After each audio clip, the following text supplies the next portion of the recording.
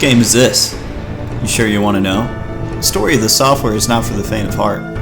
Somebody said it was a happy little tale. Has somebody told you that this is just an average video game with a low budget? Somebody lied. But let me assure you, this, like any video game story worth telling, is all about a superhero. That game, Marvel's Spider-Man for the PlayStation 4. What? Claude, open up. No, I'm busy. Are you playing with yourself? Alright, that's it. I'm coming in. No! Let's go make something around here! Come on, get it! Yes, you're probably wondering why the hell someone would review Marvel's Spider-Man on the PS4, which is now 2 years old. Well, let me tell you something, Buster. You got a point. My name is Claude from the Lamest Defenders, and the reason I want to look back at this game is A, our channel wasn't around in 2018 to review the game, and B, I was curious to see if the game still holds up. Well, spoiler alert, it sure does. For this review, I want to hit on 4 major points: the game's story, the gameplay, the DLC, and the potential future this franchise can go, especially with Spider-Man Miles Morales coming out on the PS5 later this year. Of course, it goes without saying, if you haven't beaten Marvel's Spider-Man already, there will be some heavy game-wrecking spoilers in this review. And come on, it's already been 2 years, you had your chance.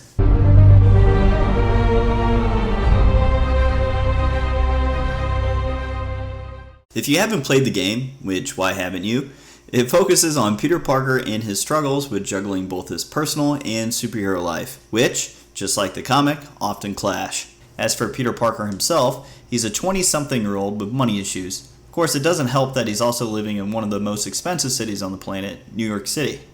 One interesting thing that Insomniac Games made with the character was that he's actually interning for Dr. Otto Octavius. Just like the modern-day comics, Parker isn't shooting photographs of Spider-Man for the Daily Bugle anymore. It's nice to see that they're more or less following some modern takes on Peter Parker from the comics and really focusing on the fact that Peter Parker is a scientific genius and can develop groundbreaking technology alongside the best of them in the Marvel Universe. In fact, in this game, Peter Parker designs a new Spider-Man suit with the help of Otto after the costume was trashed after the game's opening fight scene with the Kingpin. Initially, when the game's first trailer debuted at E3 2016, I was taken aback by the suit's appearance with bright white accents on the costume.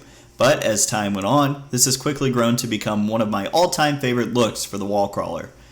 As for other characters you will experience in the main game, they also had some minor changes. Mary Jane Watson, a longtime helpless dame from the comics, is now an investigative journalist for the Daily Bugle and can semi-hold her own. In addition, Insomniac changed Aunt May to be a little bit younger and not the feeble 75-plus-year-old that we know in the comics. The developer also changed Harry Osborn's character, who in the game has, air quotes here, gone on vacation, and may set up a certain symbiote in future titles. As for J. Jonah Jameson, he's no longer the editor and publisher of the Daily Bugle and runs his own podcast called Just the Facts, which continually blames all the city's problems on Spider-Man, kind of like his time at the Daily Bugle. J. Jonah Jameson's podcast will pop up, which can add some humor to the game as you're swinging around the Big Apple as Spidey.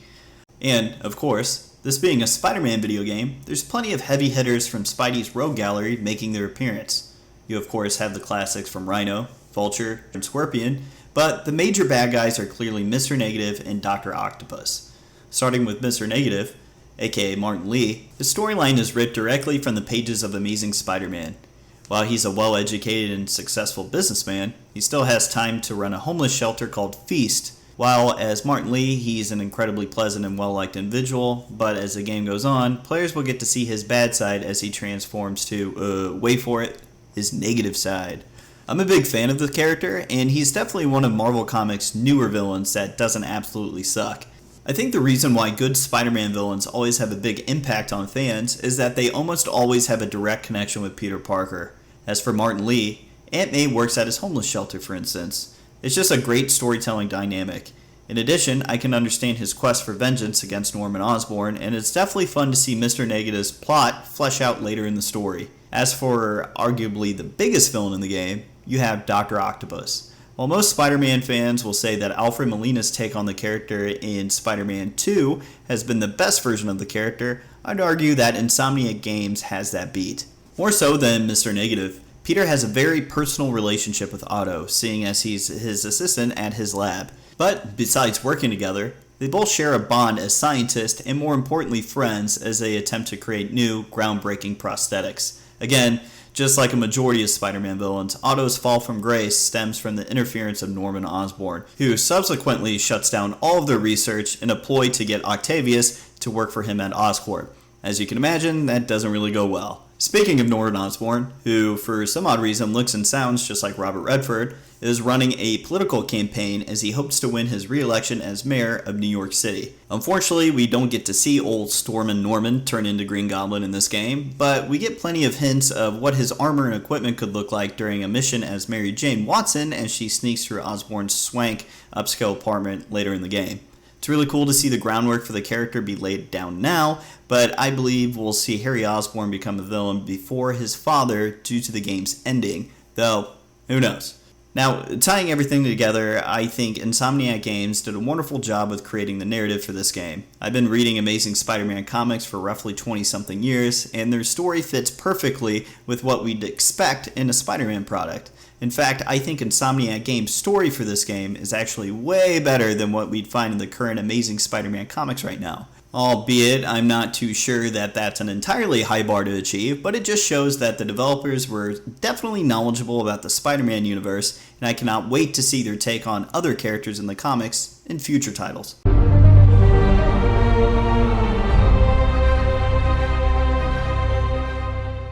Of course, since this is a Spider-Man title, we really had to take an in-depth look at the web-swinging mechanic, which, to no one's surprise, the game nails.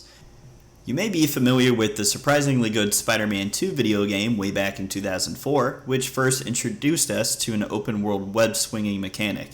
Just like that game, along with numerous iterations after it, Marvel's Spider-Man really showcases the speed of Spidey swinging, leaping, and just having a ton of fun traversing the concrete jungles of New York. Obviously, this is a more polished version that we've seen in other games, and although impressive and downright exhilarating, it doesn't exactly add anything that's new to the web swinging mechanics from other games, other than doing aerial tricks, which is awesome, but it's not exactly groundbreaking.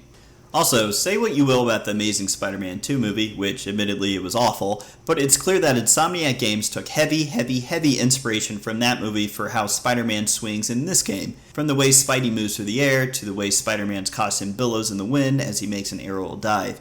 All of these additions just make the game that much more immersive. And I'm really interested in seeing if the upcoming faux sequel Spider-Man Miles Morales will change anything up when it comes to web swinging, seeing as Miles is a less experienced Spider-Man than Peter Parker. I would love to see a completely new style that's unique for Miles rather than a simple copy and paste for the animations. Getting back to the 2018 game, combat in Marvel's Spider-Man feels just as good as the web swinging in this title. I really love how they captured the speed and agility of Spider-Man with acrobatic kicks, punches, and slams, really showcasing the Web Warriors fighting style from the comics. Now, if you're familiar with the excellent Batman Arkham series, you'll fit right at home here. You're basically surrounded at all times by henchmen, and in order to even the odds, you'll have to blend in aggressive tactics while also countering your enemy's moves. The game will give Spidey a Spidey sense indication above his head, implying that the player should do their best to dodge the move and punish the fool that dare make a strike against you. In addition, as you build up your combo meter, you'll have access to flashy instant takedowns, which are really satisfying to pull off. What makes these takedowns even more fun is that as you progress through the game and unlock more abilities through a skill tree, you gain access to an additional takedown that allows you to move around like a wrecking ball, ping-ponging from one enemy to the next. But it's not all kicks and punches that Spidey has access to.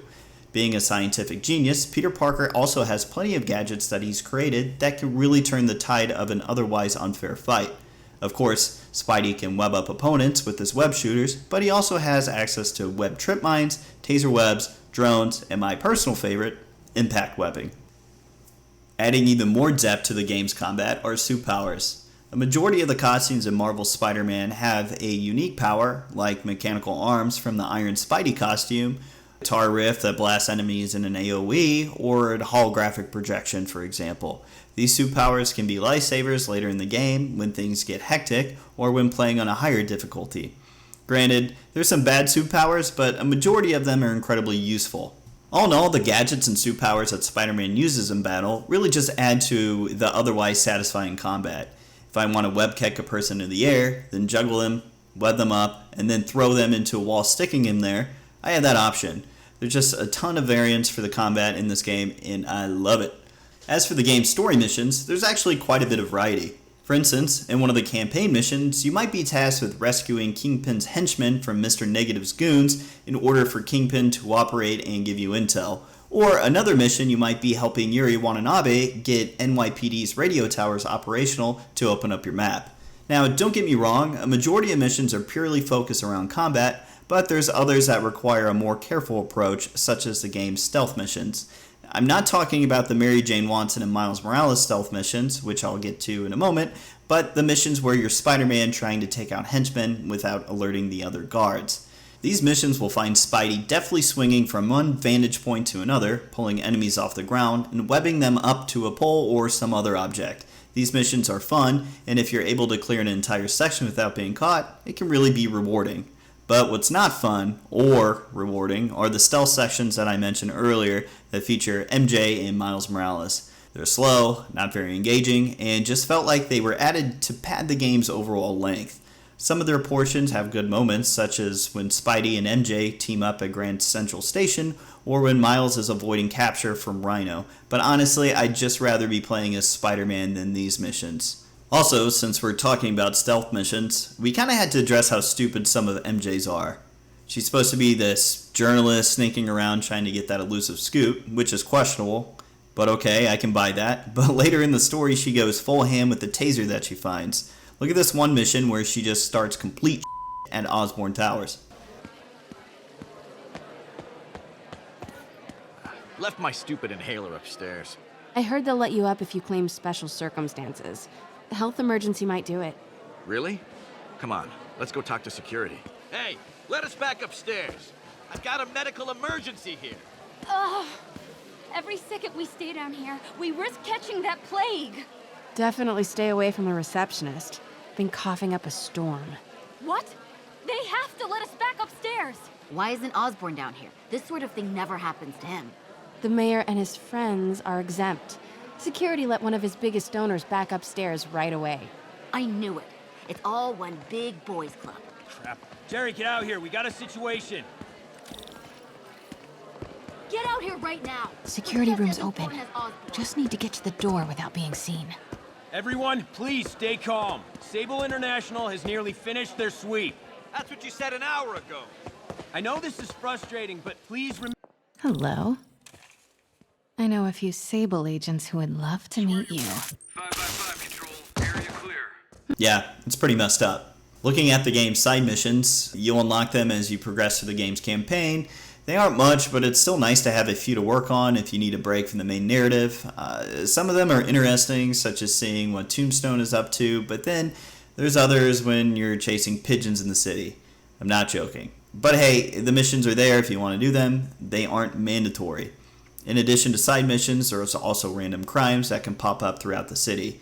If you played Spider-Man 2, Amazing Spider-Man, or any other Spider-Man game in the last decade, you're more than familiar with how they're set up. You might stop a robbery in progress, rescue someone from being mugged, or you might even help the police during a car chase. They're short and fun, but probably after you repeat them about 50 times while unlocking some of the game's suits, they can get a bit stale. Speaking of suits, there's a bunch in this game. In total, there's 42 costumes, with 33 of them unlockable in the main campaign and 9 from the game's DLC. That's some really iconic costumes getting their modern update here, from the classic original Spider-Man costume to even the original Scarlet Spider, hoodie and all. I really appreciate how detailed the costumes are, and it's obvious that a lot of care went into each and every single one of them. Insomniac Games went far and beyond what was expected of them and released even more suits for free after the game's launch. Some of those costumes included the Future Foundation suit, Bombastic Bagman, 2 Far From Home costumes, and most importantly, the Sam Raimi suit. That being said, there were a few exclusions that made me scratch my head. First of all, where are the Amazing Spider-Man costumes? I'm sure this has to do more with Sony and their ugly divorce with Andrew Garfield more than anything, but the Amazing Spider-Man 2 costume is arguably the greatest live-action Spider-Man suit ever made, and to not have it in this game, it's a real shame. But with that being said, if that's the only complaint I can honestly have about the costumes, it's really not a big deal at all. And besides, we know there's more Insomniac Spider-Man titles coming out, so there's a good chance we'll get all the costumes that we want in the sequel. Can anyone say Superior Spider-Man in the symbiote suit? As for in-game collectibles, there's plenty of nice little surprises for Marvel fans hidden around the city. Of course, since this is a Marvel version of the Big Apple, you'll have iconic buildings like the Avengers Tower, Sanctum Sanctorum, the Wakanda Embassy, and many more.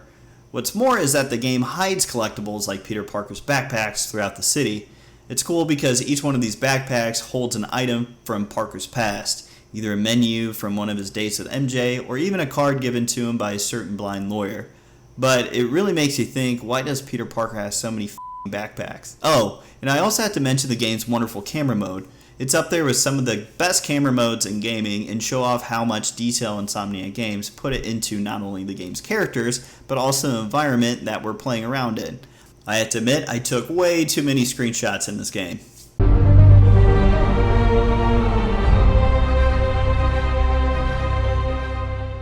After finishing the game's main story, there's additional content through the game's 3 downloadable content packs.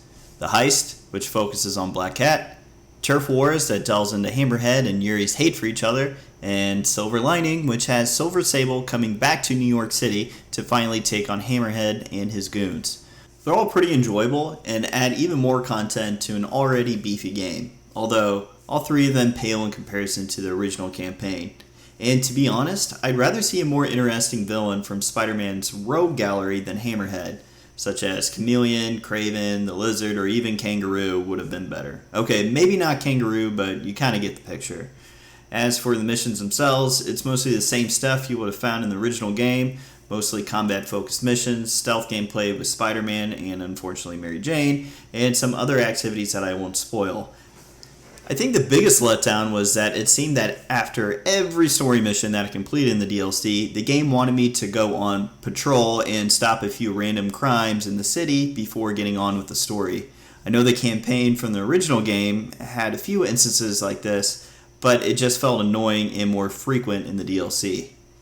And finally, by far the weirdest and frankly worst part of Marvel's Spider-Man story revolves around the whole Black Cat storyline in the first DLC portion, The Heist. In the game, Black Cat ropes Spider-Man into helping her track down Hammerhead in order to rescue her son that she implies is Peter Parker's love child. By the end of the story, it gets revealed that the kid doesn't exist, and she used him to help her get what she wanted, betraying Spider-Man in the process. All you ever wanted was Hammerhead's drive. The entire wealth of the Magia. In the palm of my hand. So, the kidnapping? Your son? That was all just a lie? Lie is such an ugly word. I prefer misdirection. Now, betraying Spider-Man, or at least playing on his gullible tendencies, isn't anything new with Black Cat, but this portion just feels really weird and really messed up. I'm frankly surprised it even passed the rough draft stage of the script. But even with the horrible story portion of The Heist, Marvel's Spider-Man DLC is definitely still worth getting just because it's more of what you loved from the original game's campaign. There's more action, collectibles, and for the most part, a fun, classic Spider-Man story. It goes without saying, you should buy the DLC if you're looking to get Marvel's Spider-Man.